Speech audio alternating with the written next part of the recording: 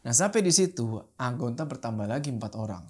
Jadi total-total yang bakal muncak bareng sama Rizky itu ada 10 orang nih. Mas, saya kedinginan lagi. Wah, di sini Rizky udah oke lah. Gue laki-laki, gue harus berkorban gitu kan. Langsung jantung tuh kayak duk. Karena di situ dia ngeliat. Gak mungkin bukan manusia. Itu lagi ada di dahan pohon.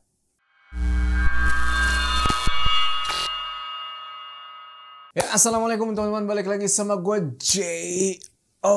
Apa kabar kalian semua? Semoga kalian semua nonton video ini diberikan kesehatan, dilancarkan rezeki dan selalu dimudahkan urusan-urusannya dan selalu dilindungi dari segala mara bahaya di dunia ini.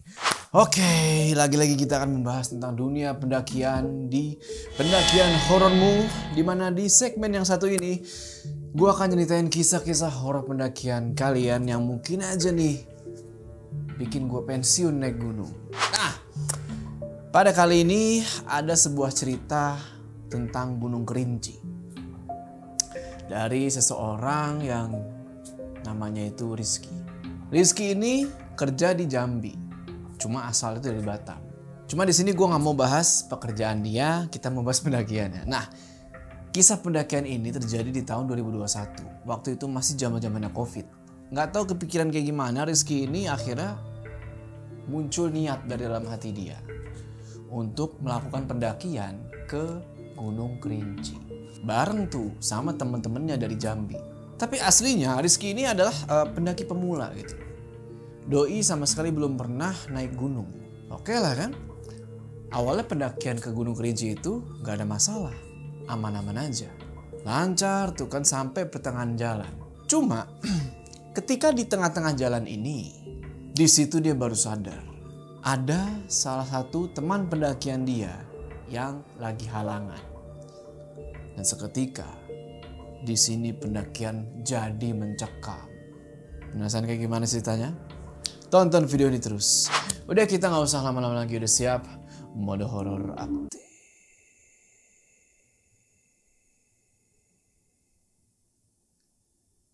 Jadi awal mulanya di tanggal kalau nggak salah itu 23 Agustus 2021. Ini mungkin nggak tahu ya karena gabut atau gimana gitu. Rizky yang posisinya lagi kerja nih di Batam, tiba-tiba ngabarin ke salah satu temennya yang ada di Jambi. Ngasih tahu kalau dia pengen naik Gunung Kerinci. Bilang lah nih di telepon kan, "Woi, ayolah naik Gunung Kerinci. Penasaran nih." Nah, selesai ngabarin dibikin lah nih grup dan di situ teman-temannya pada setuju untuk ngelakuin pendakian ke Gunung Kerinci itu. Dan di hari itu juga nggak pakai berlama-lama, Rizky langsung nyebrang nih dari Pelabuhan Punggur Batam ke Pelabuhan Tungkal Jambi. Perjalanan antar pelabuhan itu makan waktu kurang lebih sekitar 16 jam. Nah, singkat cerita, perjalanan melalui kapal itu untungnya nggak ada yang aneh-aneh. Dan sampailah dia nih pagi hari di Pelabuhan Tungkal. Pagi itu dia dijemput sama satu teman ceweknya yang kita sebut aja namanya Alexa. Alexa ini waktu itu nggak sendirian ngejemput Rizky. Ada temennya juga tuh yang sebut aja namanya Alif. Nah, karena Alexa ini masih ada kerjaan, mau nggak mau Rizky ini mesti nunggu Alexa libur dulu supaya mereka bisa muncak ke Gunung Kerinci. Nggak tahu nih kan kenapa mesti nunggu si Alexa gitu. Nggak bisa apa naik tanpa Alexa. Pikiran gue gitu kan. Cuma oke lah, tunggu nih Alexa sampai dapat waktu libur sekaligus minta izin sama orang tuanya. Singkat cerita, dapatlah nih hari libur. Dari situ Alexa mengajak si Alif juga nih buat ikut naik Gunung Kerinci. Ditelepon kan, "Alif, naik Gunung Kerinci yuk, mau ikut gak?" Alif juga antusias tuh, "Boleh, kapan kita naik?" Akhirnya setelah diskusi segala macam diputuskan lah nih kalau mereka bakal naik ke Gunung Kerinci itu di tanggal 26 Agustus. Dari daerah Tungkal ke arah Jambi itu, Muara Bungo. Nah, si Rizky, dia nggak langsung ke Gunung Kerincinya. Tapi dia sempetin dulu nih buat mampir ke rumah temennya yang ada di Jambi. Niatnya pengen ngajak temennya lagi nih buat ikut pendakian. Dan singkat cerita, setelah diajak-ajak dan dihitung-hitung, total 6 orang nih yang bakal berangkat. Singkat cerita, mereka ngelanjutin lagi nih perjalanan ke Kayu Aro Kerinci. Nah, sampai di situ anggota bertambah lagi 4 orang. Jadi total-total yang bakal muncak bareng sama Rizky itu ada 10 orang nih. Nah, ini ada kejadian lucu di sini. Jadi ketika mereka lagi packing-packing gitu ya, Rizky ini dari Batam bener-bener kebawa beras. Itu 5 kilo. Ya mungkin sekitar 5 literan lah. Itu besar loh. Cuma buat pendakian ini. Alexa temen ceweknya tuh sempet bingung. Gila lu Rizky, kenapa lo bawa 5 kilo? Tapi Rizky bilang di situ, ya nggak tahu, buat jaga-jaga aja. Kita kan 3 hari 2 malam. Ya menurut gua lebih baik kelebihan daripada kekurangan. Ya kelebihan sih kelebihan, cuma jangan terlalu berat juga. Nah dari situ temennya Rizky yang satu lagi bilang, udah berasnya nggak usah dibawa semua, sisihin aja sedikit. Oke lah, singkat cerita, selesai prepare, mereka tidur nih, istirahat buat persiapan pendakian besok pagi. Besok paginya, ini mereka masih happy-happy aja nih. Belum ada kendala apa-apa. Dan waktu itu karena masih kondisi pandemi gitu ya. Pendakian itu bisa dibilang sepi. Angkatlah carrier semua tuh kan. Gendong carrier semua. Jalanlah mereka ke pos registrasi yang ada di Kayu Aro itu. Sampai di situ ya seperti biasa lah prosedur kan. Ngisi data-data. Bahkan karena waktu itu zaman COVID. Suruh ngelampirin surat vaksin dan banyak lah. Untungnya Rizky udah bawa tuh surat vaksin dari Batam kan. Jadi aman tuh. Tapi ada satu anggotanya Rizky yang kita sebut aja namanya Rani. Dia ini nggak punya surat vaksin. Akhirnya mau nggak mau karena surat vaksin ini dibutuhkan, ya harus diurus dulu nih ke klinik terdekat. Yang alhasil yang mau mendaki pagi-pagi itu jadi ngaret. Ya udah mau nggak mau kan.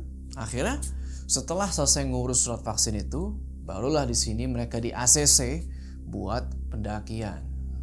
Mulailah mereka jalan nih. Tapi sebelum mulai jalan, pihak base camp itu sempat bilang, kalau dari puncak usahain turun jangan lebih dari 9:30 pagi. Ya udah kan. Rizky cuma iya aja tuh. Dan mulailah nih pendakian. Mereka jalan tuh santai kan sambil nikmatin pemandangan kebun-kebun kiri sama kanan. Dimana tujuan mereka awal ini adalah harus melewati yang namanya itu pintu rimba. Nah sampai di pintu rimba, mereka cek lagi nih peralatan mereka, perlengkapan mereka. Selesai itu mereka buat lingkaran nih. Terus mereka berdoa. Di sini baru banget kelar doa, tiba-tiba si Rani itu tumbang, jatuh ke tanah sambil Rizky perhatiin itu hidungnya ngeluarin darah. Nah, sontak mereka yang ngeliat itu kaget lah. Sempat terjadi perdebatan gitu kan. Ini awal-awal aja udah tumbang begini. Pendakian apakah harus dilanjutkan atau gimana nih? Karena mereka di situ sempat ada kesepakatan kalau satu naik semua. Satu nggak naik ya udah nggak jadi naik tuh. Akhirnya dimulai nih voting. Setelah di voting, akhirnya 8 orang mutusin buat tetap naik. Sementara itu satu orang laki-laki atau bisa kita sebut orang ini mantannya Rani lah. Dia mutusin buat stay nemenin Rani itu turun. Oke lah. Sebelum ngelanjutin pendakian, mantannya Rani ini bilang ke Rizky supaya tas yang dia bawa ini Rizky pakai aja. Soalnya dilihat tasnya Rizky ini ya bisa dibilang kurang layak lah dipakai naik. Takutnya kenapa-napa di tengah jalan nih tasnya. Udah tuh tukeran. Dan Rizky mau gak mau ya packing ulang tuh kan. Keluarin lagi, masukin, pas-pasin lagi.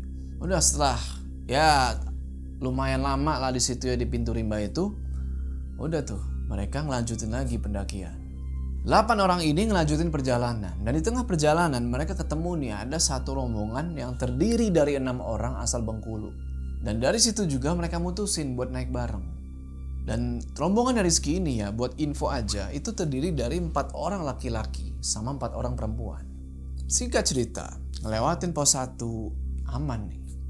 Pos 2 masih aman. Dan di pos 3 barulah di sini mereka istirahat.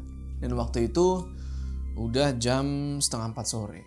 Dan istirahat di sini maksudnya istirahat yang lumayan lama gitu ya. Di pos sebelumnya juga istirahat cuma nggak terlalu lama.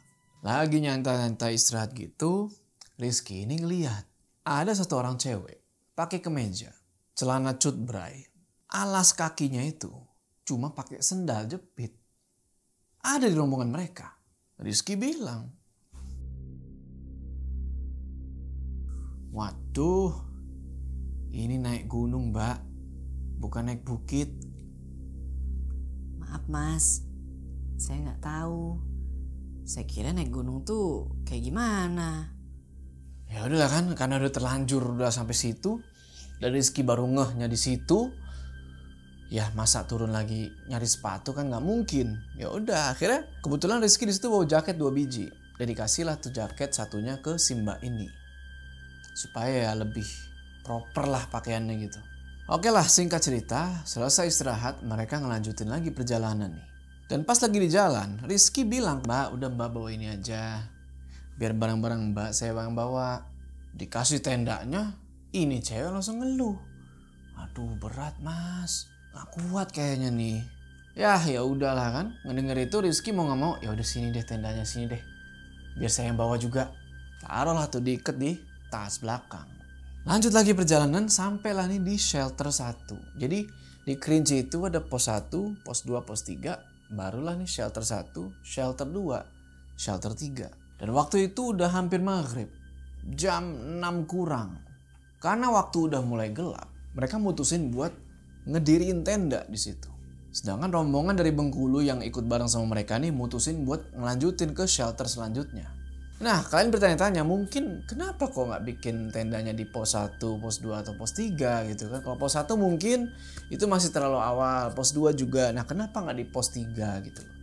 Jadi guys, di Gunung Kerinci ini itu ada namanya pos, ada namanya shelter. Kalau shelter itu, nah disinilah diperbolehkan pendaki buat ngecamp, bahkan sangat disarankan. Terus kenapa nggak di pos? Kalau di pos itu sangat tidak disarankan di sini atau bahkan dilarang gitu ya. Karena di sini itu masih dilalui sama macan. Tempat perlintasannya macan. Takutnya mereka bikin tenda di pos 2 katakanlah, malam-malam digaruk itu tenda. Kalian kalau naik Gunung Kerinci pasti dikasih tahu juga tuh dari pihak base camp. Kalau nanti kemahnya tuh di shelter, jangan di pos. Kurang lebih gitu ya. Nah, selesai ngedirin tenda, Rizky langsung ganti baju tuh buat siap-siap istirahat nih. Tapi baru dia mau rebahan nih, tiba-tiba dia ngedenger mbak-mbak yang tadi pakai sendal doang ngoceh nih. Mas, saya kedinginan. Ya udahlah kan, Rizky pinjemin lagi tuh jaket dia supaya dia anget tuh. Tadi udah dikasih 1 jaket kan, dipinjemin lagi nih jaket. Jadi double tuh cewek make. Rizky nggak pakai jaket akhirnya ya, tapi ya udahlah. Daripada nih cewek kenapa-napa gitu kan. Udah tuh tidur. Masuk jam 11 malam. Rizky lagi-lagi kebangun. Karena dia dibangunin sama si cewek itu lagi. Mas, saya kedinginan lagi. Wah di sini Rizky udah oke lah. Gue laki-laki, gue harus berkorban gitu kan. Dikorbanin lah tuh sleeping bag dia. Dikasih ke cewek itu. Dan Rizky untungnya dia bawa selimut kecil tuh kan. Mungkin kayak sarung gitu lah, sarung. Buat dia tidur, dia pakai itu doang dia tidurnya. Nah pagi harinya mereka sarapan tuh. Kalau nggak salah sekitar jam 8 mereka bangun terus mereka sarapan. Dan selesai sarapan mereka mutusin buat ngelanjutin perjalanan lagi tuh sekitar jam setengah 10-an. Tapi sebelum mereka ngelanjutin perjalanan, lagi-lagi nggak tahu kenapa Rizky ini kena drama. Yang mana ini rombongan nggak ada yang mau ngebawain tenda. Intinya pada egois lah, kayak lo aja deh bawa, lo aja deh bawa. Mungkin karena tenda ini berat gitu ya. Jadi pada nggak mau bawa. Akhirnya ya udahlah, karena nggak ada yang mau ngalah, Rizky lagi nih ngalah. Ya udah sini gue yang bawa tendanya. Dari situ temennya ada nih yang akhirnya kasihan gitu loh. Masa Rizky semua yang bawa gitu kan? Udahlah sini gue bawain 1. Kenapa dari awal nggak kayak begitu? Oke lah kan, lanjut lagi nih perjalanan. Tek. Pindah ke shelter 2. Di situ perbekalan air mereka udah mulai tipis nih. Dan di situ mereka langsung nyoba nyari sumber air. Coba cari sumber air. Sialnya, waktu itu mereka nggak bisa nemuin sumber air. Jadinya mereka mutusin buat ngelanjutin perjalanan lagi ke shelter 3. Dengan kondisinya agak kesel gitu ya, nggak nemuin air. Cuma di perjalanan ke shelter 3 ini, salah satu laki-laki di rombongan itu nyeletuk gini, Mas, saya masih ada air nih di tas 1. Wah, orang-orang pada kesel tuh kan, kenapa nggak bilang dari tadi? Orang-orang pada aus nih, minimal kasih tahu dari tadi lah. Udah kan ini kesel bener ini karena emang udah aus banget gitu kan. Tapi yaudah Rizky cuma diem aja tuh. Lanjut lagi perjalanan dan sampailah nih di shelter 3 gitu kan. Dan di sini Ijul mungkin karena udah emosi, dia sempat adu mulut nih sama orang yang bilang punya air tadi. Sempet cekcok nih, tapi di situ Rizky langsung pisahin. Rizky bilang udah nggak usah berantem. Kalian kalau mau berantem turun aja ke bawah, jangan di sini. Nggak pas nih keadaannya.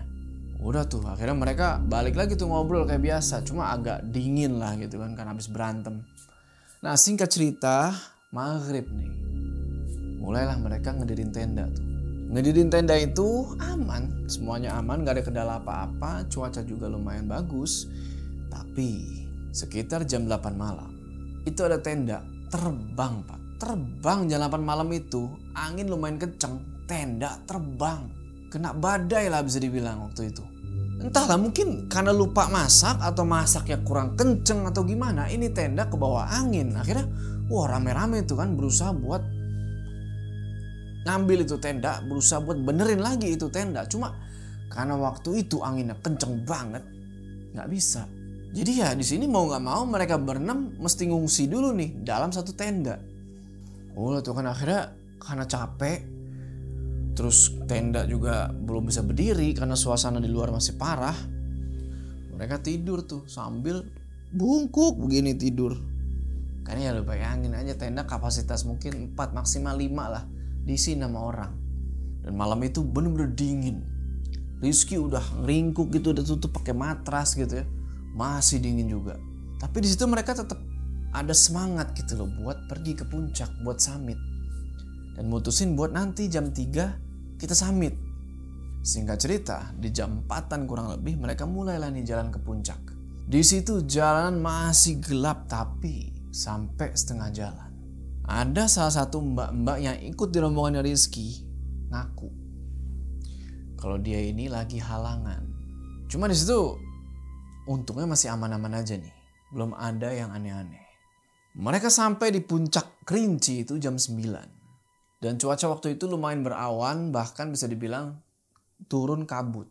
Dan disitu Rizky ingat sama kata-kata dari pihak base camp, yaitu turunnya jangan sampai lebih dari setengah 10 pagi. Karena itu Rizky bilang ke teman-temannya, kita nggak boleh nih lama-lama di sini kan. Ayo buruan turun, udah mau jam setengah 10 nih. Semuanya pun sepakat. Udah tuh mereka mutusin buat balik ke shelter 3. Singkat cerita mereka sampai di shelter 3 itu sekitar jam 11 siang. Logistik udah pada habis tuh. Sisa beras doang, air udah bener-bener tipis banget. Dan dari situ mereka mutusin buat turun. Dan di situ mereka langsung packing semua tenda, lipet masukin ke carrier, habis itu mereka turun ke bawah. Nah, perjalanan dari shelter 3 ke shelter 2 itu aman-aman aja awalnya. Cuma sesampainya di shelter 2, tiba-tiba salah satu mbak-mbak rombongan yang kita sebut aja namanya itu Putri, itu kakinya kram. Di sini Mbak Putri bilang kan kayak, aduh mas, kakiku berat mas, kakiku kebas mas, kebas. Rizky coba buat nenangin nih, itu kram mbak, kram. Sabar. Sialnya, kesalahan mereka yang lainnya di situ adalah mereka kurang membawa obat-obatan. Cuma sisa ada satu counter pain buat pereda nyeri otot. Ya udahlah kan mau nggak mau Rizky pakai lah tuh kan ke kakinya si Mbak Putri ini. Alhamdulillah tuh rada mendingan. Lanjut lagi nih jalan. Ada kali mungkin baru jalan 10-15 meter. Sekarang kaki satunya lagi yang kram. Di situ Rizky agak bingung lah, kok ini satu kaki selesai, kok sekarang pindah ke kaki yang satunya lagi. Di situ si Ijul bilang, bro, dia ini lagi halangan. Udahlah, kita bopong aja. Nah sampai di shelter 1 logikanya nih mereka kan naik itu lama. Dan berarti kalau turun pasti lebih cepet dong. Minimal ya mangkas waktu setengahnya lah, kalau naik 6 jam turun tuh 3 jam. Dan lu mau tahu mereka nyampe di shelter 1 itu jam setengah 6 sore. Lama banget. Cuma mau gimana lagi, mereka harus terus turun karena logistik udah habis. Lanjut lagi tuh turun ke pos 3. Di sini terjadi lagi keanehan. Naik yang kemarin itu dari pos 3 ke shelter 1 itu makan waktu 1,5 jam. Tapi di sini dari shelter 1 ke pos 3 itu 3 jam. Sampai di pos 3 itu jam 9 malam. Rizky bilang ke Ijul, "Jul, kita naik 1,5 jam loh kemarin, masa ini turun gak nyampe-nyampe sih?" Mas, gimana ini mas? Ah, iya loh mbak, ini jalannya loh mbak ini. Masa saya bohong? Saya sering bawa tamu juga kok. Tenang mbak ya, tenang. Mas, itu ada lampu mas. Selama perjalanan turun itu bener-bener gak ada orang sama sekali. Sampai akhirnya mereka tibalah di pos 3 itu jam 9 malam. Dan di situ Rizky ngeliat ada rombongan yang udah sampai duluan di situ ternyata. Nah di sini salah satu pendaki di rombongan itu agak kebingungan gitu. Sempet nanya,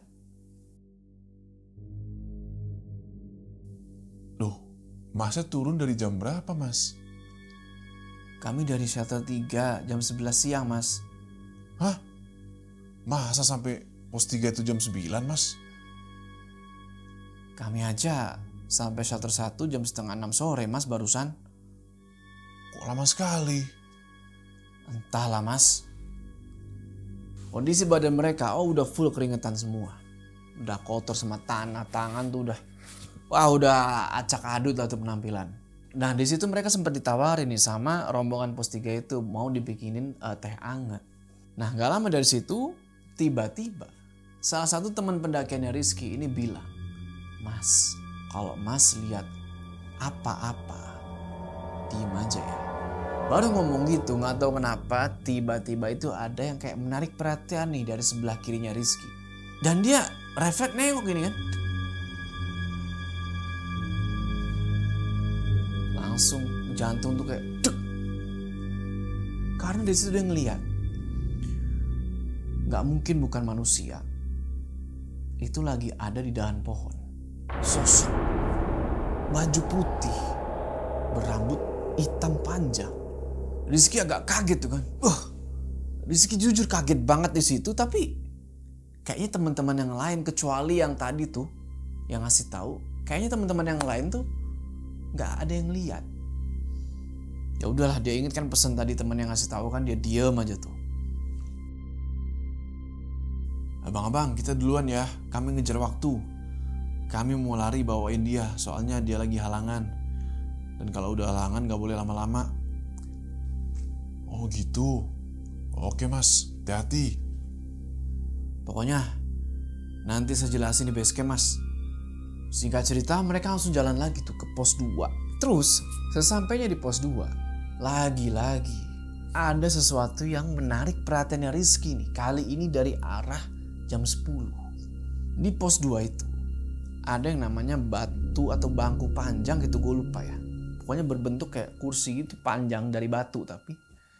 Nah Rizky ngelihat di situ sosok yang di atas dahan tadi udah pindah ke situ. Cuma begini aja nih duduk. Wah di situ Rizky makin pucat kan, makin merinding dia. Cuma diem aja dia tuh. Udahlah ini dapet cewek halangan gitu kan. Ditambah lagi ini diliatin makhluk gak jelas. Bisa dibilang makin ciut lah nih nyalinya Rizky. Tapi mau gak mau dia di situ harus terus jalan bareng sama rombongan nih, buat cepet-cepet sampai di base camp. Nah sampai di pos 1 ternyata belum selesai nih. Teror buat si Rizky ada lagi. Rizky ngeliat di pos 1 itu kayak ada bayangan hitam berbentuk seperti apa ya, orang gitu cuma besar. Rizky coba buat perhatiin teman-teman yang lain kan nih, kayak lu pada lihat gak sih gitu. Mereka pada biasa aja. Wah disitu Rizky langsung, aduh kok gua doang yang ngeliat lagi-lagi. Udah tuh, pokoknya pikiran udah kacak adut. Yang ada di pikiran Rizky itu dia mau pulang, dia mau turun dari gunung itu, dia mau sampai base camp. Lanjut lagi perjalanan dan alhamdulillah nih sampailah di pintu rimba lagi. Kalau nggak salah itu udah jam 12 malam, lu bayangin. Nyampe di pintu rimba jam 12 malam. Sampai di pintu rimba, wah Rizky refleks sujud syukur nih. Waduh, gua selamat gitu kan. Akhirnya turun juga dari gunung itu. Udah tuh akhirnya mereka semua lanjut ke base camp, mereka istirahat, mereka makan, dan mereka pulang besok paginya. Nah besok paginya udah tuh Rizky sama teman-teman yang lain baliklah ke tempat mereka masing-masing. Nah sebelum Rizky pulang ke Batam nih kan, si Ijul yang sekarang udah di rumahnya ngabarin kalau di situ Ijul nggak bisa bangun dari kasur. Artinya apa? Bukan karena pegal-pegal, dia udah biasa naik gunung, tapi badan dia itu berasa kayak ada yang nindihin. Nah jadi pertanyaan sekarang adalah apa itu? Oke teman-teman, gimana tuh tadi ceritanya? Tulis pendapat kalian di kolom komentar ya. Oke, sebelum kita berpisah jangan lupa kalian like video ini, dan bagi yang belum subscribe, ayo subscribe channel ini supaya kalian gak ketinggalan cerita horor pendakian kayak gini selanjutnya. Gua Jo, sampai ketemu di cerita selanjutnya.